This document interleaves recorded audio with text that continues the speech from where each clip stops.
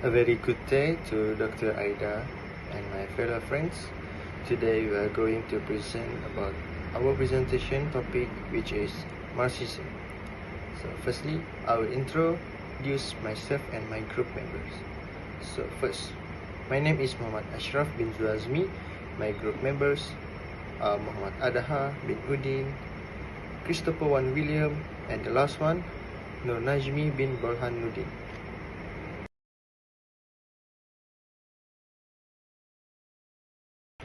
First of all, I will talk about the introduction of the Marxisms. Do you know what is the Marxism? So actually, Marxism is a political, economic, and social theory originally developed by the Karl Marx and Friedrich Engels in the 19th century. It focuses on the idea that society is divided into two main classes. Do you know what is the two main classes? So I will talk about it. The firstly is the proletariats, who are the working class, and the bourgeoisie, who are the owner of the capital and productions. So Marx believed that these two classes are always in conflicts. Because the bourgeoisie profit from the labor of the proletariat, creating a system of exploitation and inequality. According to the Marxism, this class struggle is the driving force of historical and social change. Eventually, Marxism believed the working class will rise up in revolution, overthrow the capitalist system and establish of classes, socialist society where resources are shared equally and not owned by a few. In international relations, which is IR, Marxism offers a critical view of global system by highlighting how economic power shapes world politics. It's argued that global capitalism creates an unfair system where rich countries dominate and exploit poor countries, especially through trade, investment, and the control of global institutions like the World Bank and IMF. This view challenges traditional IR theories like realism and liberalism, which often ignore economic inequality.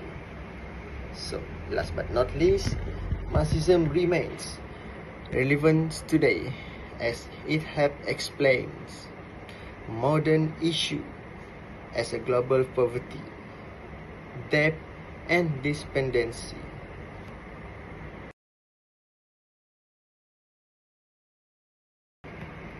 Let's now look at the key thinkers who shaped Marxism.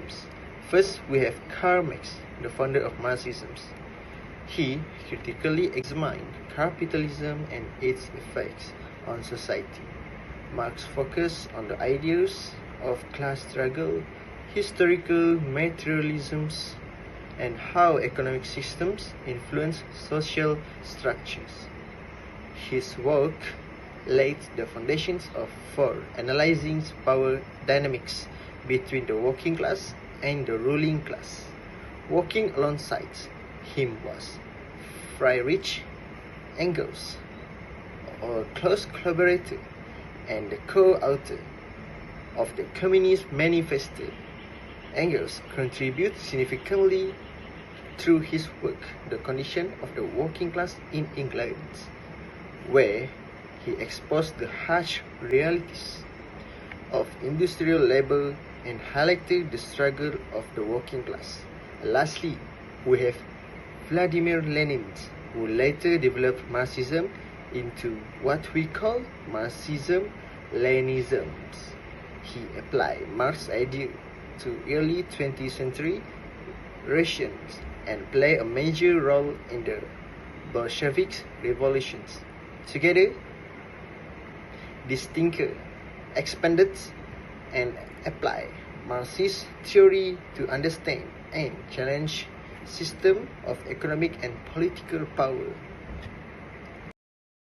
So, let's look about the factor of Marxism's theory. Marxism argue that the primary driving force behind international relations is the economic structure of society. It posits that the global political landscape is shaped by the modes of productions, class relations, and the pursuits of economic interests by the dominant classes and states. So, the first factor is the structural inequality. Marxist critiques the international system for the perpetuating structural inequality and exploitations, where powerful capitalist nations and corporations dominate weaker states and exploit their resources and labor. This critique extends to international institutions and norms that often reinforce these inequalities. The second factor is the class struggles. Marxists emphasize that international relations are characterized by ongoing class struggle within or between states. This perspective focuses on how different classes within societies and different states in the international system vie for power, resources, and influence, reflecting deeper economic conflicts. Now, I'll pass to the next person. Thank you, Muhammad Ashraf. So now I, known as me, will be expanding my part, which is the analysis of Marxism theory. Let's begin with an analysis of Marxism theory in international relations. At its core, Marxism sees the world through the lens of economic structure. It argues that the global political system is shaped by the mode of production, class relation, and the pursuit of economic power. Marxists believe that the powerful capitalist nation use their wealth and nation to exploit less developed country. This creates a system where the rich get richer and the poor stay poor, and this pattern they call it structural inequality. Another key idea is economic determinism. Marxism argues that economic forces is not just politics or diplomacy are the true driver of state behavior. For example, wars, alliances, and trade deals often serve the interests of the ruling capitalist class. Marxists also emphasize class struggle not just within country, but globally. Developing countries are often treated like the working class on a global scale, exploited for labor and resources. Ultimately, Marxism offers a critical framework that calls for systemic change. It believes that only through revolutionary transformation can we create a fairer and more equal international order. So that's all for this part. Thank you.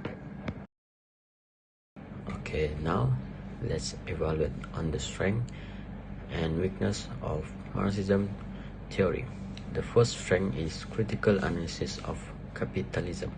It focuses on economic inequality. It reveals how capitalism creates and maintains global power imbalance. Marxism helps us to understand how international institutions and policies can deepen poverty, especially in the global south. Besides that, the second strength is influence on global politics. It also highlights the economic motivation behind global politics, showing us that action like foreign aid or military intervention often have hidden economic benefit for powerful countries. However, Marxism has its limitation. It can be too focused on economics, ignoring other factors like culture, identity, or state agency. Not all international actions are driven solely by profit. Another weakness is its views of state as a tool of capitalist class. In reality, state often act independently, influenced by a range of internal and external pressure. Lastly, its push for revolutionary changes is idealistic, challenging powerful global structure isn't easy. Despite this issue, Marxism remains a valuable tool for analyzing global injustice and inequality. So that's all for strength and weakness. Thank you.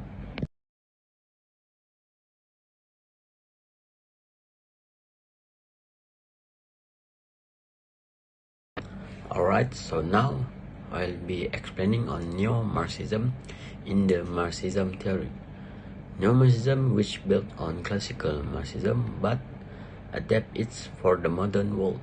Neo-Marxism keeps the focus on economic inequality but adds ideas from a thinker just like Max Weber, who considered power and status and not just class. It's look at how people are marginalized not only economically but also through race, gender, and culture. It expands the ideas of class struggle to the global level, showing how developing nations are exploited by a wealthier one, just like worker exploited by a business owner.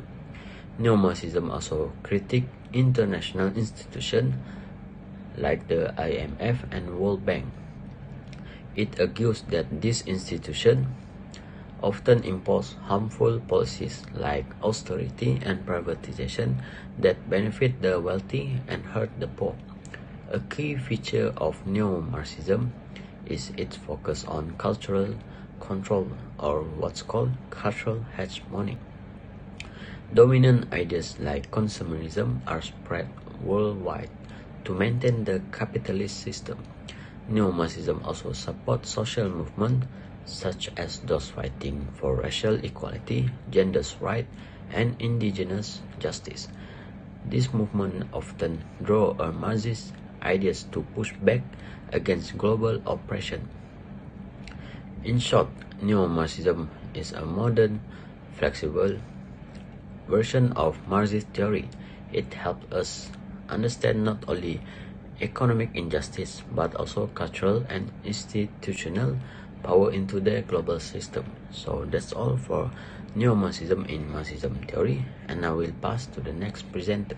Thank you. Thank you, Najmi, for your explanation. So now I'm Christopher William. I will present about impact toward international relation. First, critique of international institution. According to Marxism, international institutions promote and reinforce global economic inequalities. Policies promoted by these institutions, such as austerity measure, privatization, deregulation, and trade liberation, often exacerbate poverty, weaken labor rights, and concentrate wealth in the hand of a few.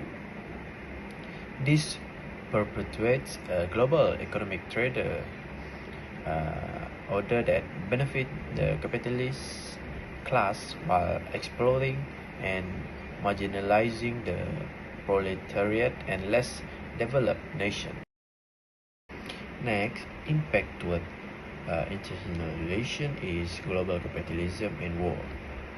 Marxists argue that global capitalism inherently fosters imperialism as capitalists that seek to expand their market, access resources, and secure profitable investment abroad.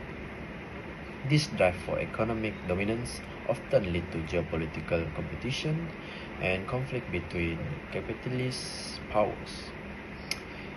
Imperialist rivalries can escalate into military conflict as states compete for strategic advantages, control over trade routes, and geopolitical influence. Marxist analysis views such as conflict as manifestation of underlying economic interest and power struggle among capitalist nations. Marxists critique the role of military-industrial complex within global capitalism. This complex represents the close interlinking of military institution, defense contractor, and political interests that benefit from perpetuating arms production and military spending. War, according Marxism, serve as a mechanism to sustain demand for military equipment and services, thereby stimulating economic growth in sectors like defense production. This dynamic reinforces the profit motive within capitalism, even at expense of human suffering and destruction. So, for the last point of impact to an international relation is social movement and global resistance. Firstly, cultural and intellectual resistance. Marxist theory extends beyond economic analysis to critique cultural hegemony and ideological domination. Social movement influenced by Marxism engage in cultural resistance by challenging dominant narrative, promoting alternative perspective, and advocating for cultural diversity and inclusivity. This includes movement of racial equality, gender liberation, LGBT rights, and indigenous rights that draw on Marxist critique of oppression and exploitation. So that's all from me. Next, I will pass to Adha.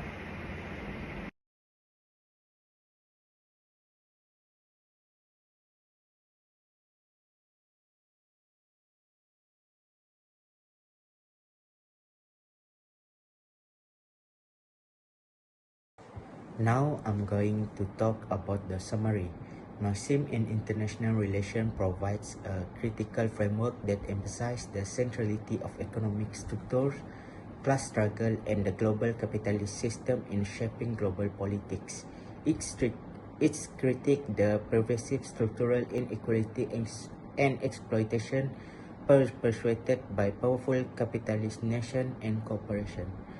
This perspective highlights the economic determinism inherent in international relations, where the economics base influences political and social superstructure, leading to the perpetuation of global inequalities. Marxist theories argue that international institutions often serve the interests of dominant capitalist states, reinforcing global hierarchies rather than promoting genuine cooperation or equality. Additionally, Maxim underscored the importance of historical materialism, contemporary global power relations.